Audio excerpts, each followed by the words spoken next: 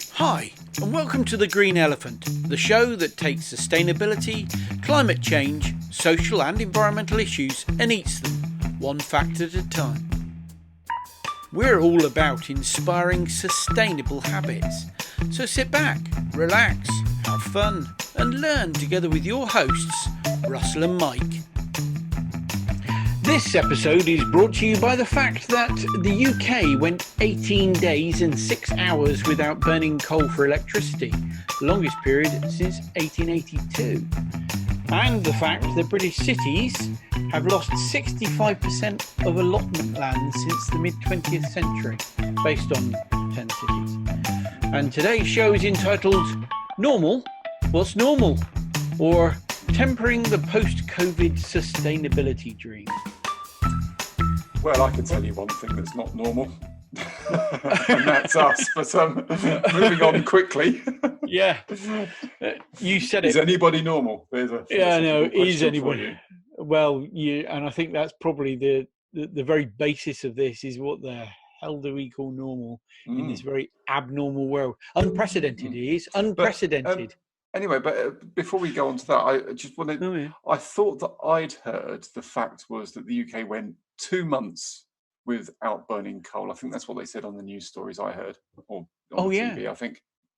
Yeah, you're right. It was all over the place. 2 months without burning coal, and on the face of it, that was kind of right. But you know what, we like our facts, and I had to dig deeper than the Guardian.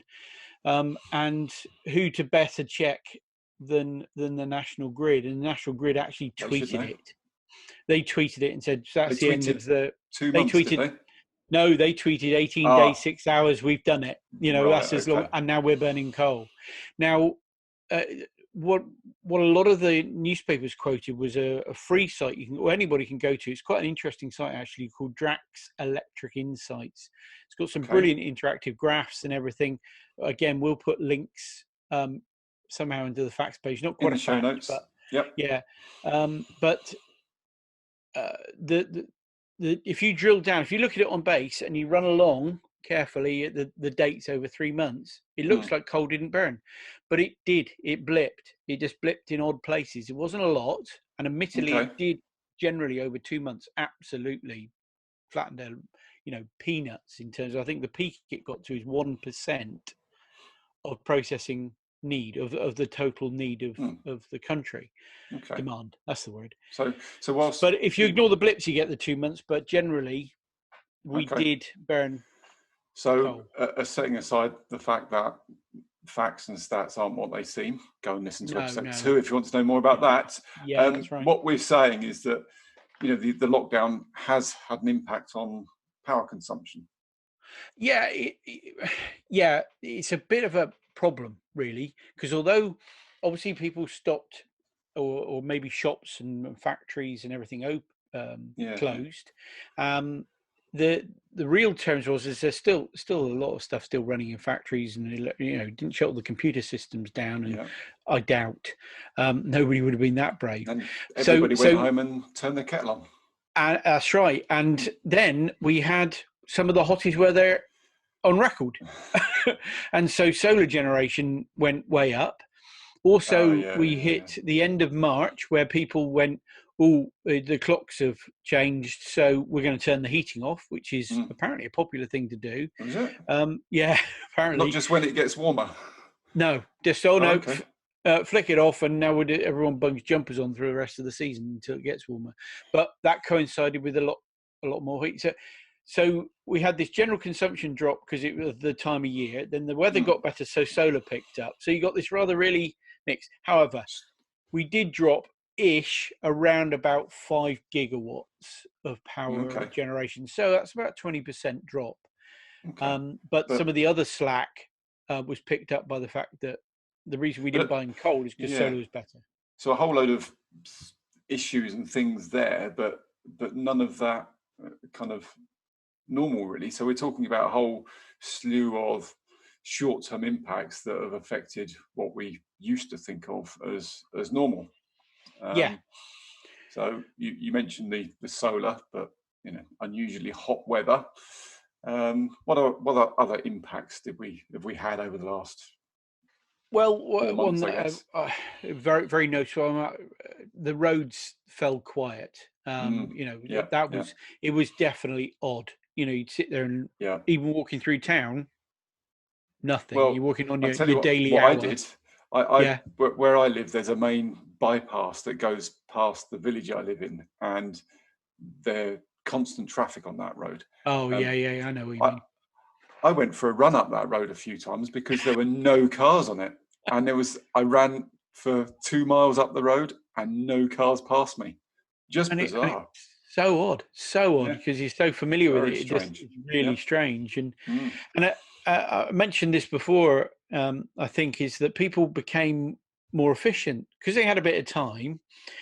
They actually started planning their day out because they had to, else they'd stay in bed till 12 o'clock Mm. and drag themselves out and eat an inappropriate breakfast and then hunt around for food because they hadn't gone shopping for a week. Whereas Insight people, into the life of Russell there. damn it, yeah, we found out my secret Mm. life. But no, people suddenly realize that actually I do need to make a plan. I need to you make best use of that 1 hour's exercise. Yeah. I can't go out to the shop and back and out to the shop, and I can't go buy myself non-essentials. I can see people planning, oh, I need to go buy myself some bread and milk so I can get my pint of beer or or my chocolate because they couldn't be deemed essential. So Mm. those all changed. People's shopping habits changed. Know that the luxury what was it called? The more conspicuous consumptions, the luxuries and the fashion-based clothing fell off. Well, yeah, financially, people weren't feeling as though, well, they didn't have the confidence to go and spend the money because everybody was thinking, what's Yeah, going to happen? Am I going to have a job? What's going to be like? So, yeah. pinch straight away, and Mm, of course you didn't have to tart yourself up to be seen. mm. Like you've done clearly today. Well, I've dressed up especially for today. I've had my hair cut anyway, which is more than can be said for you. Oh, all right. I'm trying out a new style. It's called hippie. I don't know.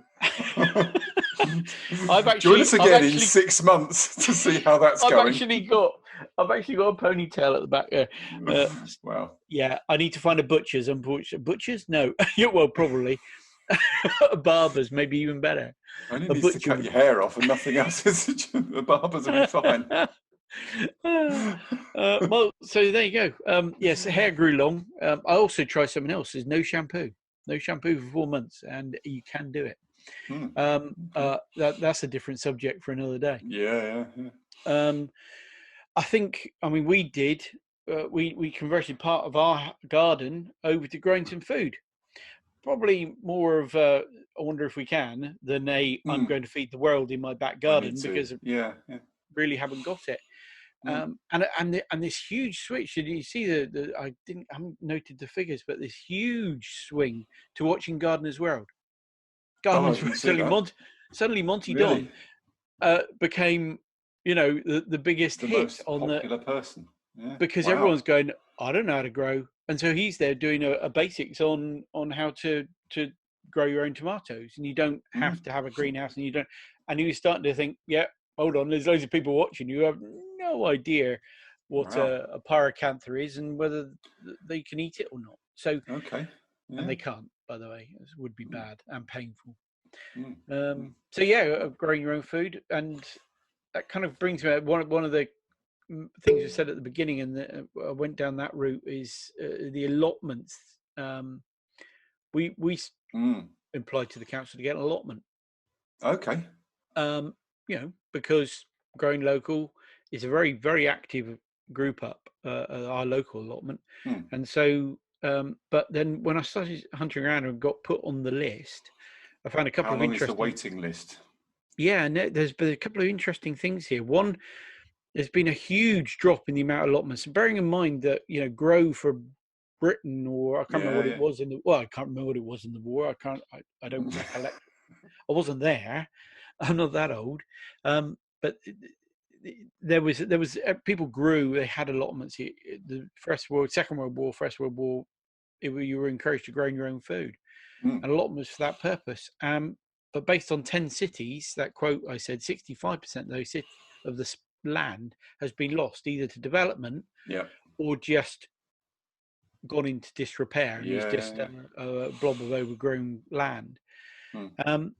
Which means that people are suddenly going, hold on, actually, I quite enjoyed growing my own potatoes and eating my own tomatoes and having my own salad. And actually, this is quite fulfilling. And this is where kind of one of the new normals are, is will we see a lot more people starting to grow their own food. And because you can't eat more local than your front garden if you've got one. I know it's difficult, but the allotment system's there. The other interesting fact is that the council must react to demand for allotment request. It's the law. Okay, so they need to provide more allotments. So a waiting list might be in case, but if the waiting list is too long, they need to find land to turn into allotments, which is an interesting challenge to make to your council if you want an allotment and you've been put on some stinking long list. Be there in 2 years. Well, I guess, there's some people are interested in gardening and growing, but there's been other things that I think everybody is kind of aware of in terms of what's normal, what's new. We're doing one now, a video conference where you sit and you speak to people and you record what you're saying, and everybody connects in a new way rather than being face to face. So that's it's been really interesting that you jumped so much into this ever since I gave up deodorant. Have you really given up deodorant as well? Yeah. Wow. In fact, you can now get a little mineral stick, a salt stick that you wet and use that.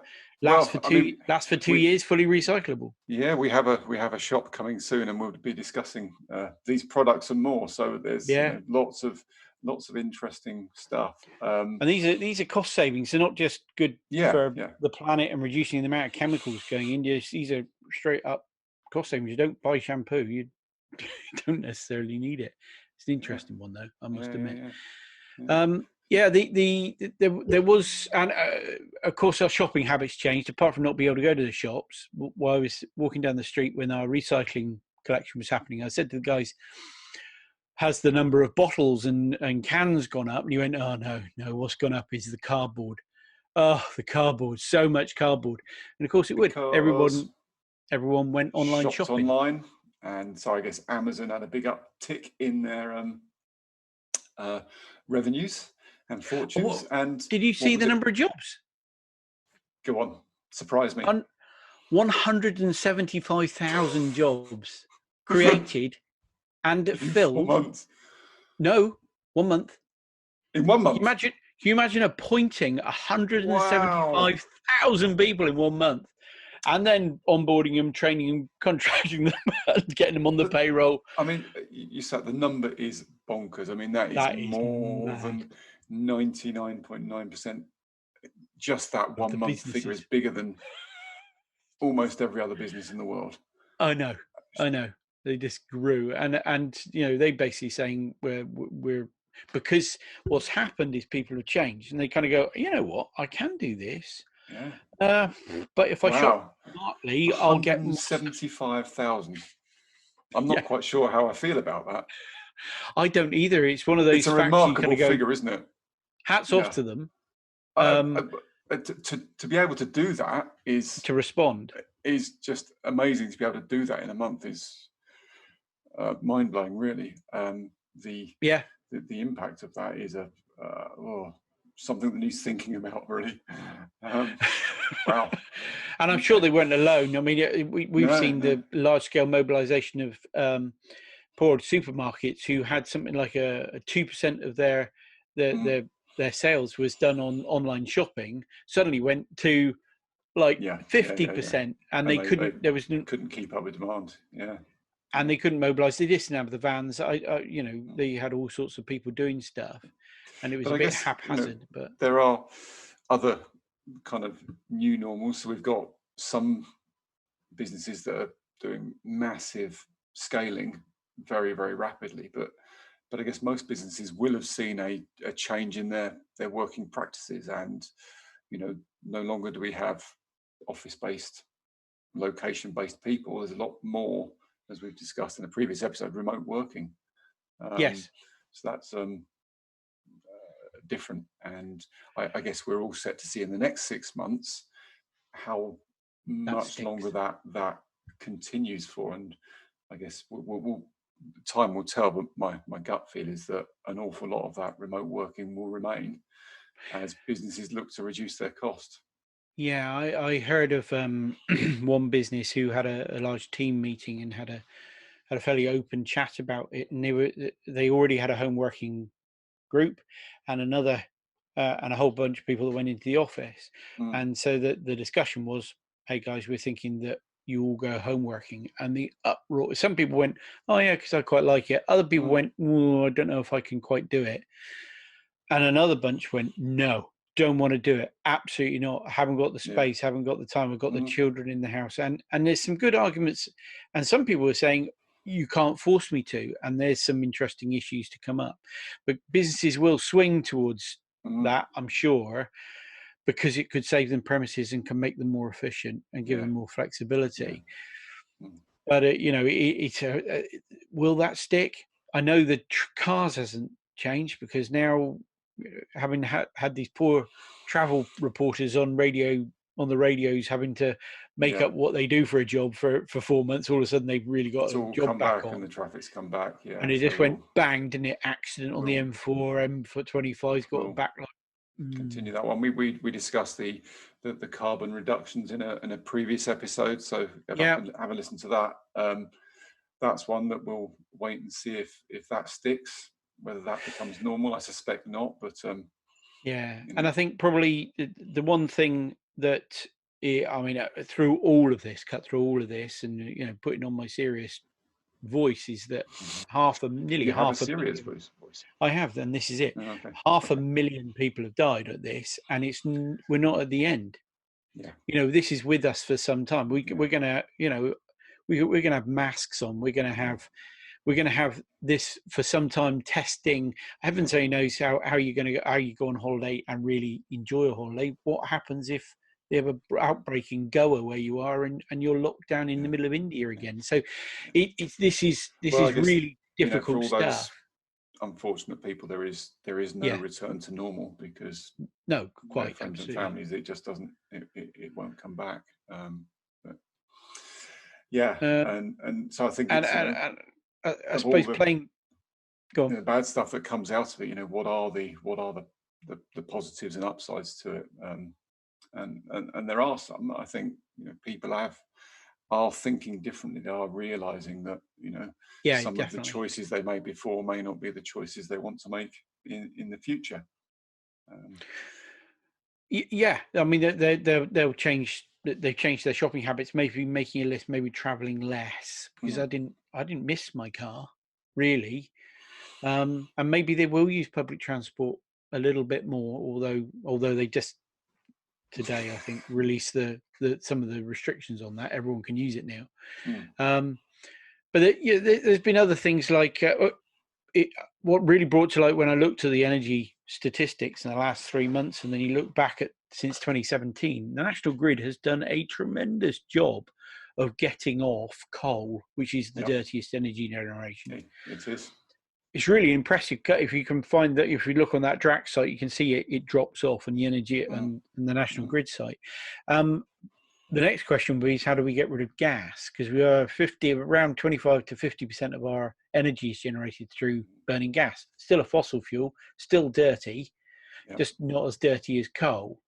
So that's really good in it. And what we proved is we could drop our electricity to the point of not burning coal right now, if we just turned off some stuff we didn't need. And that might be quite negligible. If we all turned our TVs off at the end of the night and turned that little red light off, and everyone did it, that would save a considerable amount of electricity. I mean, on that point, this is an early tease for the listeners. We have some products in development that will do some work in this space to show you what you're using, whether you're using fossil or solar or wind or those sorts of things, and how you can manage devices more effectively based on the types of energy they're using. So, I mean, we're a few months away, but some exciting so watch this plans space in the pipeline on that one. I guess one thing I've noticed, and I mentioned running up the road, when I'm not running up the main road because it's full of cars, tend to run on the footpaths, the trails and footpaths around where I live. And one thing I particularly noticed, particularly particularly in the early days of lockdown, was the numbers of extra people who were out and about, walking, running, doing things on the paths and the footpaths. So I just don't, or hadn't seen up until that point. And I've noticed that, there was all these people out walking around, doing things, getting out, getting fresh air, getting exercise, which was, a brilliant thing. I'd like to think that will continue. Yeah. But I've noticed that those numbers of people have started to shrink again. So the footpaths and trails aren't as full as they were a few weeks ago. And but people haven't got the time because they're now back at work, maybe, or kids, still got kids' responsibilities. As people go back to work, children have to go somewhere. It would be nice to think that some habits have been formed in this period. I think there's various long enough to have done it. It depends who you listen to, which facts you take about habit forming and about it being 60 days or whatever it is. 30 days, 40 days, you never know, do you? So, but I think it's certainly long enough over this period to have formed some new habits, and it'd be nice to think that people start, continue getting the regular exercise, walk more, use the car less, grow their own things, all those things. Work from home on occasions. Stop that commute, or take your transport a different route in, but to take public transport. So what should we all do? What do we think people can do based on the new normal, old normal, and where we are and where we're going to be going forwards? What do we think? Well, the one that, having done the dive into the electricity, is that we could just be smarter with our electrics. I am a gadget fiend. Hands up, dreadful gadget fiend. I'll buy a gadget, plug it in, and it'll stay on there with a little blue light or red light or white light, just looking around. And I won't, and I may not have replaced all my light bulbs, and I might not unplug stuff which doesn't need to be plugged in. So if we it's the impact of having 32 million households turn one piece of equipment off, and although it's only 3 amps overnight or 3 micro, it could be less than that, 0.3 of an amp burning, that adds up. You can't resist the math of 32 million households turning one piece of equipment off at night. Everybody do one piece, and it would just make a massive difference. It would, and I think that it kind of leads on to: do you need that next new gadget? Do you need the next new thing? Do you need the clothing? There's a lot of e-cover advert that's going on. It said, perhaps these clothes are good, Nick. They're working well, and perhaps just look after them a bit better and wear them and repair them. Don't just go hole in it, shove it in the clothing. I saw a quote somewhere which said the most sustainable purchase is no purchase. Absolutely. I saw that somewhere. So do you really need something, or can you reuse something else?